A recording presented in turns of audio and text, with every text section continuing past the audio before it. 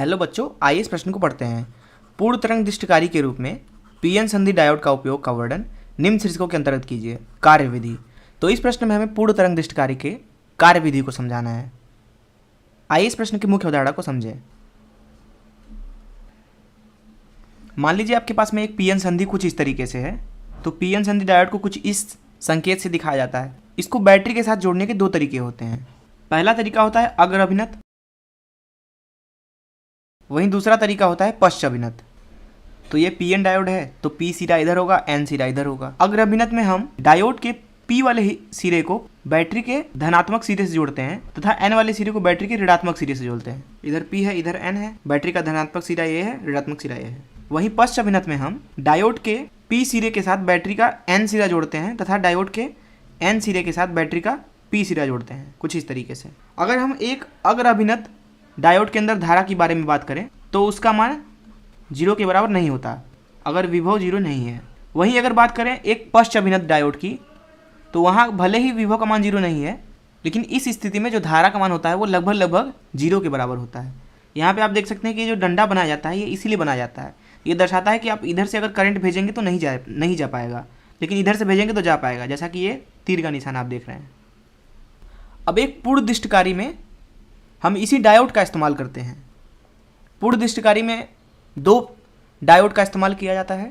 तो एक पूर्ण तरंग दृष्टिकारी कुछ ऐसा दिखता है। अगर हम इसको ए बी नाम दे दें तो इधर से हम निवेश देते हैं। वहीं यहाँ पे हम 3 बिंदु लेते हैं, ए बी सी। हम सी से एक तार निकालते हैं कुछ इस तरीके से और यहाँ पे ऊपर नीचे 2 डायोड लगा देते हैं। तो इसको नाम दे देते हैं D1 डायोड और नीचे भी एक डायोड जोड़ देते हैं, इसे नाम दे देते हैं D2 डायोड। इन दोनों को एक दूसरे के साथ एक ही तार से कुछ इस तरीके से जोड़ देते हैं। उसके बाद इधर से एक तार निकाल करके कुछ इस जैसा बना लेते हैं। यहाँ इसको PQ नाम दे दिया। ऐसी दिशा में इस PQ से ही हम उत्पाद लेते हैं। इधर से निवेश देते हैं AB से और इधर से PQ से लेते हैं उत्पाद। अर्थात यहाँ पे जो PQ है वह आउटपुट है जिसको उत्पाद बोलते हैं तथा AB आपका इनपुट है अर्थात निवेश। अब आइए इसके कार्य विधि को समझ लेते हैं। तो यहाँ पे अगर हम निवेश को बनाएं तो वह कुछ ऐसा दिख रहा है। वहीं जब इसको पूर्ण तरंग दृष्टिकारी से गुजारा जाता है तो हमें जो उत्पाद है वह ऐसा मिलता है। यहाँ समय होता है और ऊपर यहाँ या तो आप विभव बना लो या तो आप धारा बना लो। यहाँ या तो आप विभव बना लो या तो धारा बना लो। एक समय पे कोई एक ही होगा, लेकिन कोई भी इसमें से हो सकता है। आइए इस मुख्य अवधारणा का इस्तेमाल करके इस प्रश्न को हल करें। पूर्ण दृष्टिकारी जो होता है उसका परिपथ कुछ इस तरीके से बनाया जाता है, जिसमें इधर से हम एक बदलता हुआ प्रत्यावर्ती धारा देते हैं निवेश की तरह।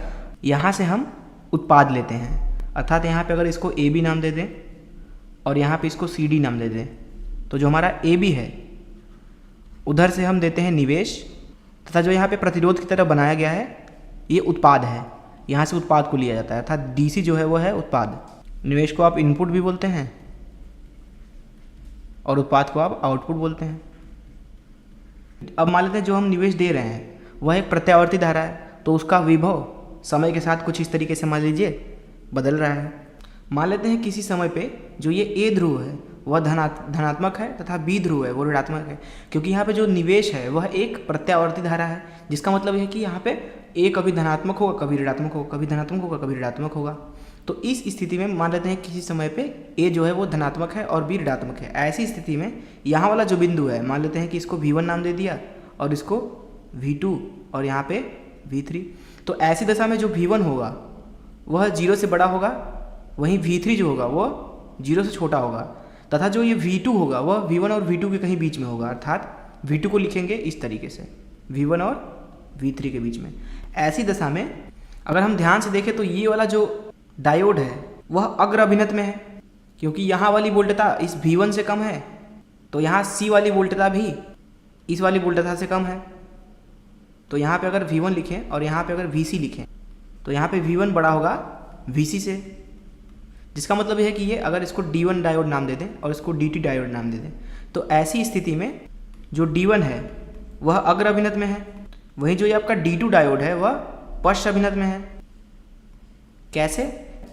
क्योंकि यहाँ पे जो V3 है वो इधर है, वहीं अगर अब बात करें आप VC की तो इधर से है। अब क्योंकि ये जो V2 है यह इस V3 से ज़्यादा है, अर्थात ये वाला जो VC होगा वह ज़्यादा होगा V3 से। तो ये D2 जो डायोड हो गया वो पश्च अभिनत में हो गया। ऐसी स्थिति में क्योंकि ये D2 डायोड पश्च अभिनत में है, इसलिए इससे जो धारा का मान होगा वह 0 के बराबर होगा। वहीं यहाँ पे ये जो डायोड है वो अग्र अभिनत में है, इसलिए यहाँ पे कोई धारा होगा इसका मान 0 के बराबर नहीं होगा। तो यहाँ से धारा निकल के कुछ ऐसे जाएगा, ऐसे निकल करके C से D की तरफ जाएगा, अर्थात हमें यहाँ पे उत्पाद में भी धारा मिलेगा, जिसका मतलब उत्पाद में भी हमें विभव मिलने वाला है। क्योंकि यहाँ पे प्रत्यावर्ती विभव है, इसलिए हमें उत्पाद में भी प्रत्यावर्ती विभव देखने को मिलेगा। तो यहाँ पे अगर विभव निवेश जो है वो इस तरीके से है, तो हमें जो उत्पाद मिल रहा है वह भी कुछ इसी तरीके से है। यहाँ पे जो D1 है वह अग्र अभिनत में है और उससे धारा कुछ इस तरीके से निकल के जाएगी। इधर V दे देते हैं और इधर समय दे देते हैं नाम। तो इधर हमें उत्पाद मिल गया इस तरीके से V और समय के हिसाब से। अब बात करते हैं यहाँ से यहाँ तक के धारा के लिए या विभव के लिए। तो यहाँ पे हमने देखा जब A धनात्मक है और B ऋणात्मक है। अब इसी को उल्टा कर देते हैं क्योंकि प्रत्यावर्ती धारा है। तो यहाँ पे A है, यहाँ पे B है। अब जो A को ले लेते हैं वो ऋणात्मक ले लेते हैं तथा B को धनात्मक लेते हैं। ऐसी स्थिति में जो यहाँ का विभव है इसे V1 नाम दे देते हैं, यहाँ का जो विभव है उसे V2 नाम देते हैं, यहाँ का जो विभव है वो V3 है। तो इस स्थिति में हम देख सकते हैं कि जो V3 होगा वह ज़्यादा होगा V2 से और V1 से, कुछ इस तरीके से। पुनः अगर इसको नाम दे दिया जाए DC, तो अगर हम यहाँ पे ध्यान से देखें तो V1 जो है वह कम है VC से। वहीं अगर बात करें हम VC की, तो इस अवस्था में VC जो है वो छोटा है V3 से। ऐसी अवस्था में अगर हम इसे D1 डायोड नाम दें और इसे D2, तो जो हमारा D2 है, क्योंकि इधर वाला विभव ज़्यादा है और इधर वाला विभव कम है, इसलिए D2 जो है अब अग्र अभिनत है। वहीं जो आपका D1 डायोड है वह पश्च अभिनत है, क्योंकि यहाँ वाला विभव कम है और यहाँ वाला विभव ज़्यादा है। इस दशा में हम बोल सकते हैं कि जो ये D1 डायोड है इसमें कोई भी धारा नहीं होगी, अर्थात धारा का मान यहाँ पे 0 होगा। वही ये वाला जो डायोड है इसमें इस दिशा में धारा होगा जो कि 0 के बराबर नहीं होगा। तो यह धारा पुनः इधर से निकल करके इधर C से D जाएगी धारा, कुछ इस तरीके से। तो यहाँ से यहाँ तक का हमने पीछे देख ही लिया। अब यहाँ से यहाँ तक का जो निवेश है उस चीज़ को देख रहे हैं। तो इस निवेश के लिए हमें जो उत्पाद मिल रहा है, क्योंकि पिछली बार हमें उत्पाद इस तरीके से मिला था। अब अगर इस स्थिति में देखा जाए तो इस स्थिति में भी जो विभव है वह इधर धन है और इधर ऋण है। अगर पीछे देखा जाए तो इधर भी धन इधर था और ऋण इधर था, क्योंकि धारा जो है आपको मिल रही है इधर से इधर, और इस वाली स्थिति में धारा आपको मिल रही है इधर से इधर, क्योंकि ये D और C जो है वह उत्पाद है। जिसका मतलब यह है कि इस अवस्था में भी जो उत्पाद आपको मिल रहा है वह कुछ इस तरीके से मिल रहा है। अब क्योंकि ये एक प्रत्यावर्ती धारा है, अर्थात ऐसा ही निवेश आपको आगे भी देखने को मिलेगा, जिसका मतलब यह है कि ऐसा ही उत्पाद भी आपको आगे देखने वाला है। तो इस चीज़ को मैंने यहाँ पे बना रखा है कि यहाँ पे आप देख सकते हो कि जो ये AC प्रत्यावर्ती संकेत है जो यहाँ से हम लगा रहे हैं इसके और इसके बीच में, यहाँ पे पहली अवस्था में जो ये D1 है, अर्थात यहाँ से यहाँ तक के समय के लिए वह अग्र अभिनत है, इसलिए जो धारा का मान है वो कुछ इस तरीके से बह रहा है। और D2 में उस टाइम पे कोई धारा नहीं प्रवाहित हो रहा है। वहीं अगर आप यहाँ से यहाँ तक की बात करें तो यहाँ पे D1 जो है वो पश्च अभिनत में हो जा रहा है और D2 जो है वो अग्र अभिनत में हो रहा है, इसलिए D2 में कुछ इस तरीके से धारा प्रवाहित हो रहा है और उस अवस्था में D1 से 0 धारा प्रवाहित होगी। तो कुल मिला के हमें जो ये उत्पाद मिल रहा है वह हर बार एक ही दिशा में मिल रहा है, जिसकी वजह से यहाँ पे जो उत्पाद का हम ग्राफ बनाएंगे वो कुछ इस तरीके से बना हुआ है, अर्थात एक ही दिशा में, हमेशा ही धनात्मक। तो ये वाला जो हमारे पास में ग्राफ है वह निवेशी विभव के लिए है, तथा यहाँ जो ये वाला ग्राफ है वह निर्गत विभव के लिए है। तो इस तरीके से हमने समझा कि एक पूर्ण तरंग दृष्टिकारी कैसे काम करता है। मैं आशा करता हूँ कि आपको इस प्रश्न का हल जरूर समझ में आया होगा। धन्यवाद।